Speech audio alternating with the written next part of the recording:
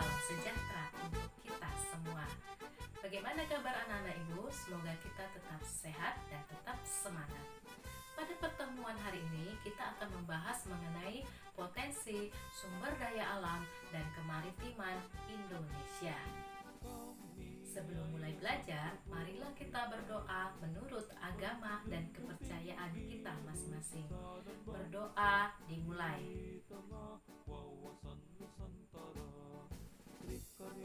Berdoa selesai. Anak-anak ibu perhatikan video mengenai materi kita hari ini. Menjunjung tinggi nusa dan bangsa demi negara adil. Pun kompetensi dasar pembelajaran kita hari ini yaitu sebagai berikut. Indikator dari pembelajaran kita yaitu pertama, menjelaskan potensi sumber daya alam berupa hutan Indonesia. Yang kedua, menjelaskan potensi sumber daya alam berupa sumber daya tambang. Dan yang ketiga, menjelaskan potensi kemaritiman Indonesia berupa sumber daya perikanan laut, potensi sumber daya hutan mangrove, dan sumber daya terumbu karang. Tujuan dari pembelajaran kita, peserta didik dapat yang pertama menjelaskan potensi sumber daya alam berupa hutan Indonesia. Tujuan yang kedua, peserta didik dapat menjelaskan potensi sumber daya alam berupa sumber daya tambang. Tujuan yang ketiga, peserta didik dapat menjelaskan potensi kemaritiman Indonesia berupa sumber daya perikanan laut, potensi sumber daya hutan mangrove, dan sumber daya terumbu karang.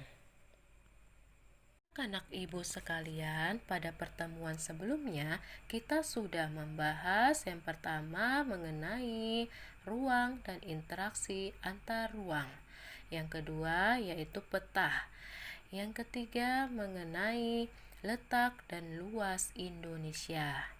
Sekarang kita akan membahas mengenai potensi sumber daya alam dan kemaritiman Indonesia. Yang pertama kita akan membahas mengenai potensi sumber daya alam Indonesia. Sumber daya alam adalah semua bahan yang ditemukan manusia dalam alam yang dapat dipakai untuk kepentingan kehidupan. Bahan tersebut dapat berupa benda mati maupun benda hidup yang berada di bumi dan dapat dimanfaatkan untuk memenuhi kebutuhan hidup manusia. Sehingga alam dapat menyediakan berbagai kebutuhan manusia. Ketersediaan sumber daya alam tersebut disebut dengan potensi. Potensi sumber daya alam meliputi air, tanah, hutan, bahan tambang, terumbu karang, tanaman dan hewan air, tanaman darat dan hewan. Mengingat banyaknya bentuk sumber daya alam, maka dalam pembahasan kita hari ini kita hanya membatasi pada sumber daya berupa hutan dan bahan tambang saja. Sekarang kita akan membahas mengenai potensi sumber daya hutan.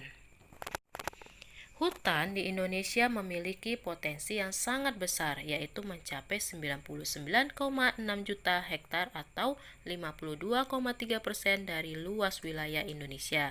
Berikut ini adalah peta mengenai potensi sumber daya hutan, yaitu Papua, Kalimantan, Sulawesi, Sumatera, dan Jawa.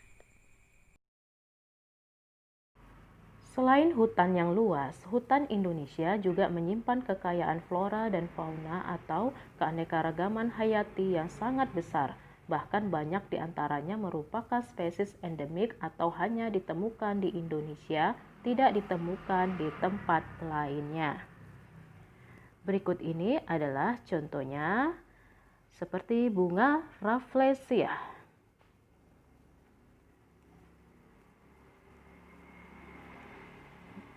Burung maleo di Sulawesi, gajah Sumatera, harimau Sumatera. Hasil hutan sebenarnya tidak hanya sekedar kayu. Dari hutan tropis yang dimiliki Indonesia juga dihasilkan buah-buahan dan obat-obatan. Namun demikian, hasil hutan yang banyak dikenal penduduk adalah sebagai sumber kayu. Setidaknya terdapat 4.000 jenis kayu yang 267 diantaranya merupakan kayu yang memiliki nilai ekonomi tinggi. Secara umum, jenis kayu dan sebenarnya adalah sebagai berikut: pohon keruing, pohon meranti, pohon agatis, pohon jati, rotan,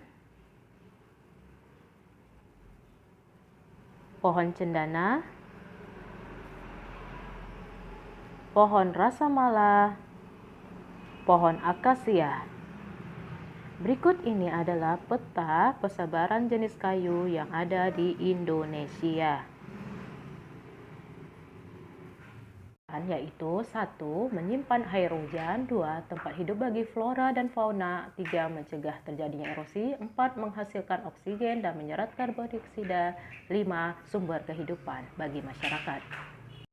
Potensi sumber daya alam Indonesia berikutnya adalah B. Potensi sumber daya tambang. Indonesia merupakan salah satu negara di dunia yang kaya akan bahan tambang. Apa sajakah potensi tambang di Indonesia? 1. Minyak bumi dan gas. Minyak bumi dan gas merupakan energi utama yang saat ini banyak dipakai untuk keperluan industri, transportasi, dan rumah tangga. Saat ini telah dikembangkan sumber energi alternatif, misalnya bioenergi dari beberapa jenis tumbuhan dan sumber energi lainnya seperti energi matahari, angin, dan gelombang. Namun, produksi energi dari sumber energi alternatif masih terbatas jumlahnya. Berikut ini adalah tabel mengenai daerah yang merupakan penghasil minyak bumi di Indonesia. Nama pulaunya Sumatera, Jawa, Kalimantan, Maluku, Papua. Berikut adalah peta mengenai persebaran hasil tambang Indonesia.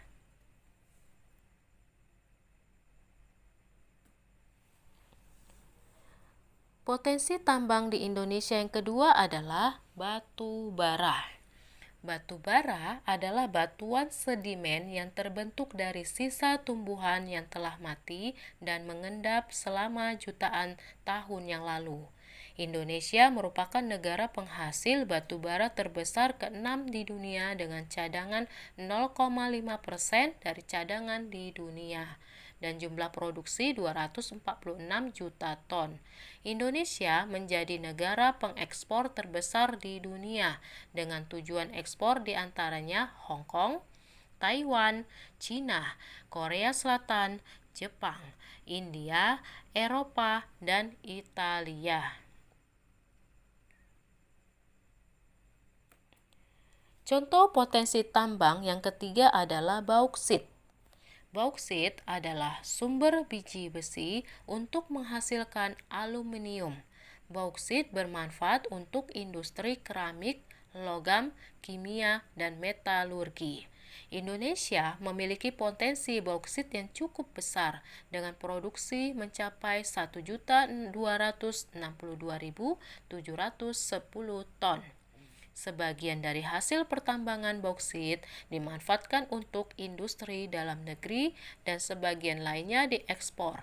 Bauksit ditambang di daerah Kepulauan Riau, Pulau Bintan, dan Kalimantan Barat yaitu Singkawang. Contoh potensi tambang yang berikutnya adalah pasir besi. Pasir besi dimanfaatkan untuk industri logam besi dan industri semen. Aktivitas penambangan pasir besi dapat ditemukan di Cilacap, Jawa Tengah, Sumatera, Lombok, Yogyakarta, Gunung Tegak atau Lampung, Pegunungan Verbik, Sulawesi Selatan, dan Pulau Sebuku, Kalimantan Selatan. Potensi tambang yang berikutnya yaitu emas. Logam emas merupakan cadangan kekayaan suatu negara. Selain itu, logam emas juga dijadikan perhiasan uang logam, barang kerajinan, dan harta simpanan. Daerah pertambangan Papua yaitu Freeport Timika, Kalimantan Barat yaitu Sambas, Nanggro Aceh Darussalam yaitu Meulabo, Sulawesi Utara yaitu Bolang Mangundo, Minahasa, Riau yaitu di Logos, dan Bengkulu yaitu di Rejang Lebong.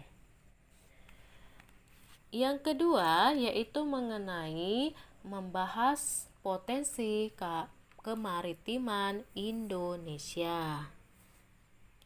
Indonesia merupakan negara kepulauan dengan luas. Laut Indonesia mencakup 2/3 dari seluruh luas wilayah Indonesia, sekitar 5,8 juta kilometer persegi. Di dalam laut tersebut tersimpan kekayaan alam yang luar biasa besarnya. Potensi sumber daya laut Indonesia tidak hanya berupa ikan, tetapi juga bahan tambang seperti nikel, minyak bumi, emas, bauksit, pasir, biji besi, timah, dan lain-lain yang berada di bawah permukaan laut. Kekayaan yang dapat dimanfaatkan dari sumber laut yang lain adalah sumber daya laut berupa mangrove, terumbu karang, dan lain sebagainya. Kita akan membahas contoh potensi kemaritiman Indonesia, yaitu yang A. Perikanan. Sumber daya perikanan laut merupakan salah satu potensi yang sejak dulu telah dimanfaatkan penduduk. Laut Indonesia memiliki angka potensi lestari yang besar, yaitu 6,4 juta ton per tahun. Potensi lestari adalah potensi penangkapan ikan yang masih memungkinkan bagi ikan untuk melakukan regenerasi, hingga jumlah ikan yang ditangkap tidak mengurangi populasi. Selain ikan yang tersedia di lautan, penduduk Indonesia juga banyak melakukan budidaya ikan, terutama di daerah pesisir, contohnya di utara Pulau Jawa. B. Hutan mangrove. Hutan mangrove atau hutan bakau adalah tipe hutan yang berada di daerah pasang surut air laut. Umumnya berkembang dengan baik pada pantai yang terlindungi, muara, sungai, atau laguna. Fungsi hutan mangrove yang pertama yaitu fungsi ekologis. Ada dua ya, sebagai habitat atau tempat hidup binatang laut untuk berlindung. Yang kedua, melindungi pantai dari abrasi laut. Fungsi yang kedua yaitu fungsi ekonomis. Apa saja fungsi ekonomis? Yaitu memanfaatkan kayu sebagai bahan kayu bakar atau bahan pembuat arang, dan tempat beragam jenis fauna yang bernilai ekonomis. C. Terumbu karang. Terumbu karang adalah terumbu atau batuan sedimen kapur di laut yang terbentuk dari kapur. Sebagian besar dihasilkan dari koral atau binatang yang menghasilkan kapur untuk kerangka batuannya. Indonesia berada di daerah tropis dan suhu perairannya hangat, sehingga terumbu karang banyak ditemukan di Indonesia. Sampai sini dulu materi kita. Sebelum Ibu akhiri pembelajaran kita hari ini, marilah kita berdoa menurut agama dan kepercayaan kita masing-masing. Berdoa dimulai. Berdoa selesai. Selamat belajar anak-anak Ibu semua. Salam sehat, selamat pagi. Assalamualaikum warahmatullahi wabarakatuh.